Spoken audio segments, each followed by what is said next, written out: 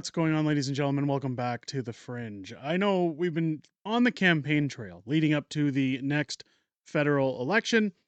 Uh, we've been talking a lot about Mark Carney. We've been talking a lot about Pierre Poilievre, his extensive rallies, and how should Pierre win this next election, things are about to get much better for Canadians.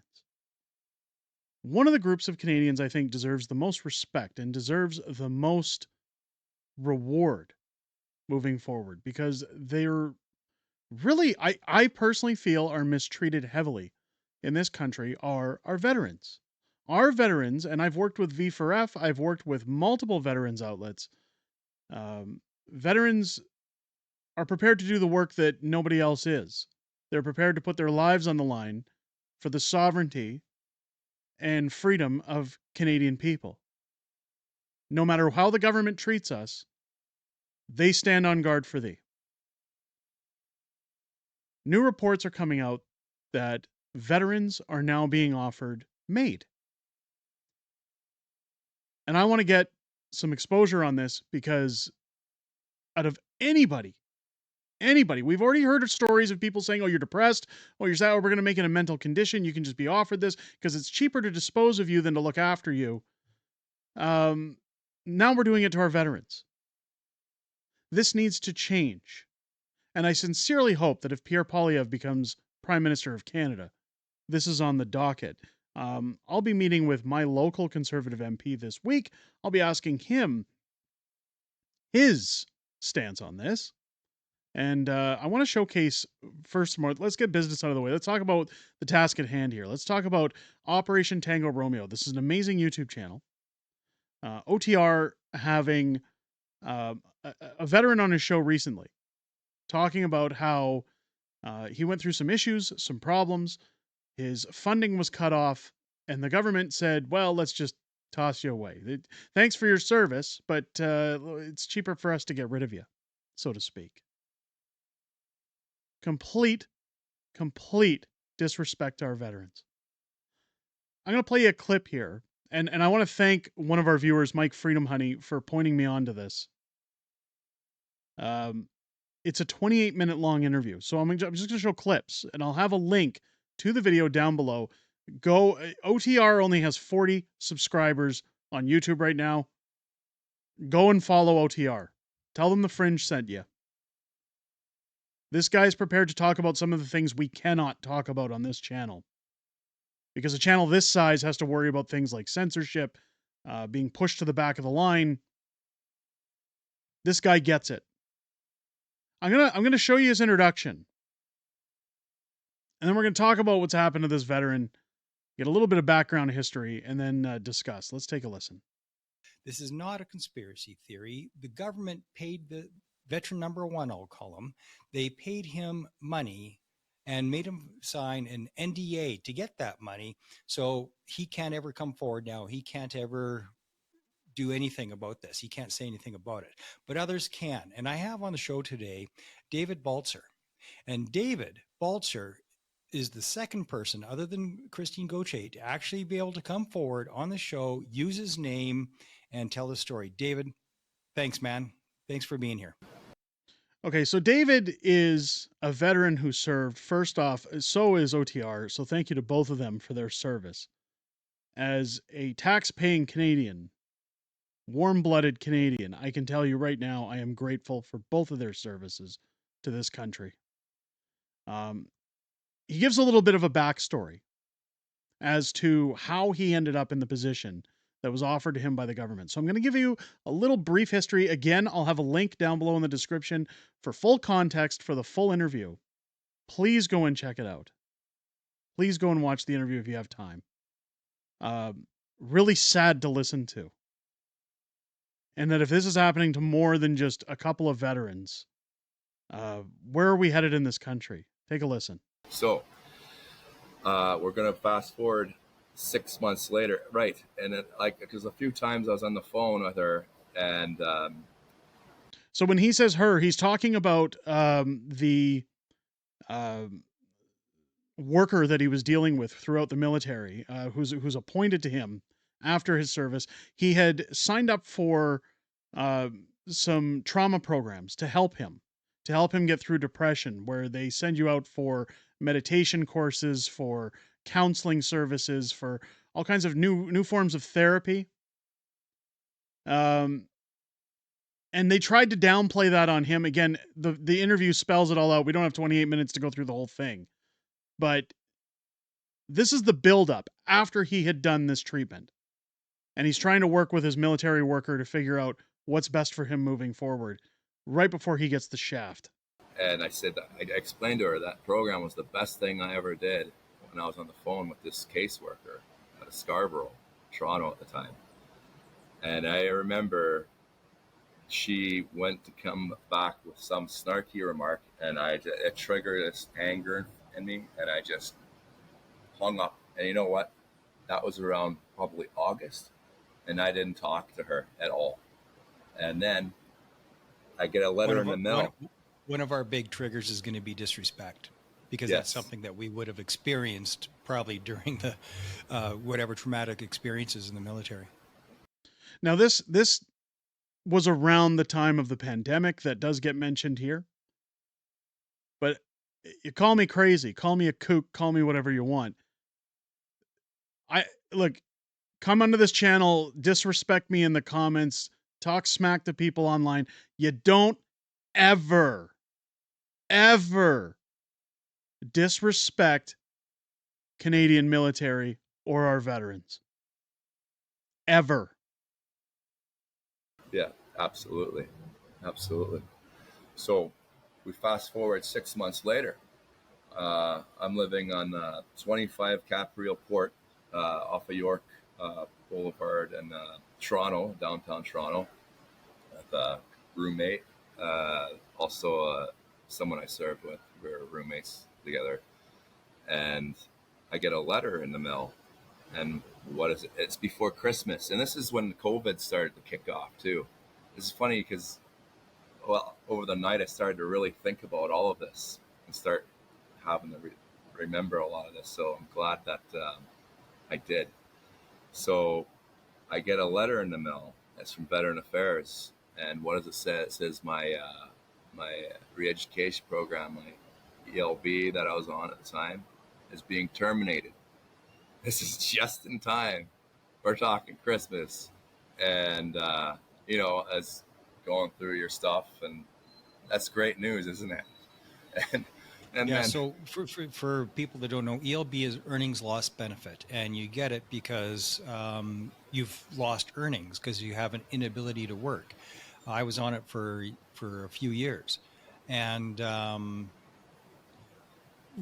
when that's your lifeline, I mean, you need that, and to cut it off without a proper heads up, I mean, that's just brutal. So the earnings loss benefit, the ELB.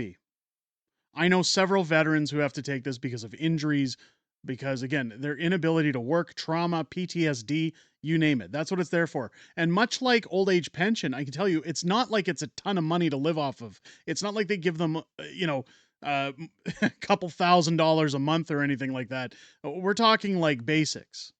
Your rent is paid. You can get some groceries, pay your bills. You don't get to go on vacation. You don't get and I'm not saying you should, but just to paint a picture for you, it's not like they give them bags of money. If this man was an illegal immigrant who came here and sought out asylum, he'd be getting way more money.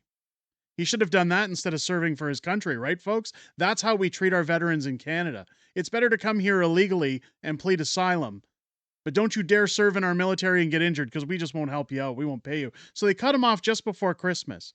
And of course, this spirals. This goes down a downward spiral for him. His mental health takes a hit. He's no longer in the programs that he was once offered. All of his benefits are pulled. And this is where we get into where the government treated him, or what they did afterwards, what they recommended moving forward when he went to them for assistance, for some form of assistance. Now, how did this affect you when this was offered to you in such a brutal way?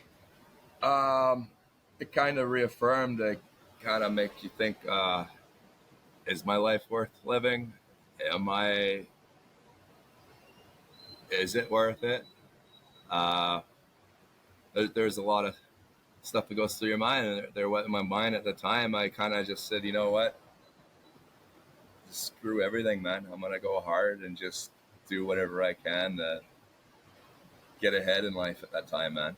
Honestly, and that's what I did, and I'll leave it at that. As far as what you felt the government thought about you or veterans in general, was there We start getting like how into it. did you, I know, Start getting into it, and I yeah, start thinking about, well, like we was talking about conspiracy theories. Now, here's an interesting fact I want to state about conspiracy theories. Conspiracy theories are a theory of something that is actually a fact, and it does come true in the future. But here's the thing. Um, you start getting into conspiracy theory, and they're like, okay, was the government just wants to save money because of the money that we went over to secure for them, and then after we're done and they use us, it's okay. Let's save money. Like I remember David, hearing, when this first came to me and I was first made, I didn't even know what MAID was. And even though I had the tapes that I listened to personally, 2 different phone calls from VAC, I couldn't believe it.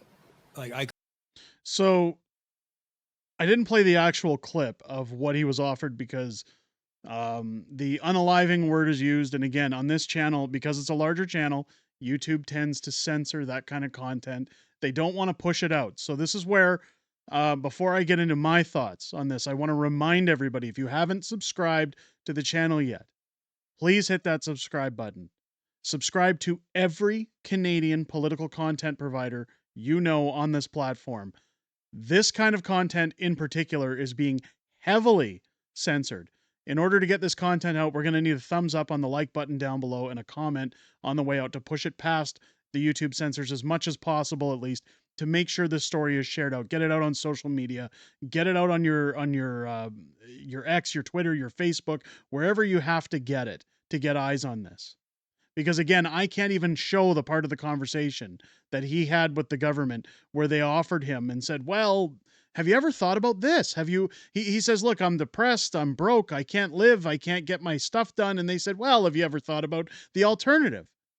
Because it's much more affordable for us, the government. By the way, the government who's been handing out billions and dollars of contracts, sending billions of money overseas to dictatorships, the same government who's been funding forever wars, the same governments that give out contracts to their friends, that say they're outsiders and they're really insiders, the same governments that want to rip every cent out of your pocket and make you unavailable to get groceries for your family, keep your lights on in your home, or basically call your country home anymore as they leave the door wide open for other people to come here and shit all over it. The way the military has been treated, the way our veterans have been treated by the government, is absolutely disgusting and disrespectful. And I would encourage anyone who is speaking with their conservative MPs leading up to the election to mention this interview, to mention this video, and ask your MPs how they feel about the complete lack of respect that has been shown to those who have served. David brings up a good point where he says, does the government just feel that once we've secured things for them financially, once we've done the job, we're worthless? We're not worth a damn anymore to this government. Veterans and our seniors should be 2 groups of people that this country looks after better than anybody else. Shut the borders down, stop bringing people in and giving them a good life. Coming to Canada is winning the lottery of life in itself. It should be, at least. The benefits, the financial assistance, should go to those who built this country and those who defended it. We should be looking after our seniors, and we should be looking after our veterans, 2 groups that get completely shafted. And for those who are younger, for those who are watching this that are younger, think, well, yeah, well, whatever, I don't care. It's just senior citizens and veterans. It's never going to happen to me. Time ticks on. One day you're going to be in this position and you're going to be mistreated and you're going to say, I sure wish there were better programs in place to look after us. Any veteran who has put their neck on the line, who has tried to secure a better life for Canadians and gotten this kind of treatment that go sit in an office and just let us get rid of you, we're done with you, you're too expensive to keep alive, is inexcusable. I've tried 4 times to film this video, and thankfully I was able to get through it this time, because let me tell you something. This really, as Peter Griffin says, this really grinds my gears, how we've treated the government. I don't mean to throw jokes in there, but it's completely disrespectful. It's distasteful. I never thought we'd be here in a million years. Let me know what you guys think down below. If it's your first time here, I hope this video's earned your subscription. Again, go follow Operation Tango Romeo on YouTube. Again, if you go below in the video description, below the like button, and hit the more button, you will see the link to his video, to the full interview with David. I encourage everybody, go check it out. Show him some loves. Tell him the Fringe sent you. Subscribe to his channel. Watch his interview. It's fantastic. If you've got a half hour to spare, sit down and listen to everything David has to say. It paints an amazing picture as to how our veterans are being treated by our government. Click your bell on here while you're at it for all notifications so that you're alerted whenever videos go live, and you're getting everything that we put out. And also join me live here on the channel each and every Friday night for Friday Night Fringe, our live streaming show, where we go over everything that happened this week in politics, everything that we know that's coming up the week ahead, as I'm joined by the beautiful Mrs. Fringe on those streams. We always look forward to hearing what you guys have to say inside of those streams outside of making these videos, but I most look forward to hearing what you have to say this Friday, starting at 6 p.m. Pacific, 8 p.m. Central, every Friday here on the channel. Don't forget to also join me Thursday night, as we will be doing, Mrs. Fringe and I, a live stream of the debates, the federal debates. Again, I don't think this question will be brought up, but hopefully some discussion as to how the Conservatives see our veterans moving forward would be welcomed. Shout out to David for telling his story. Again, much respect. Thank you to all of our veterans for your service. Thank you for keeping our country strong and free. This channel stands behind you in support. With that, ladies and gentlemen, I hope you enjoyed this video and have a great rest of your day. I'll catch you on the next one.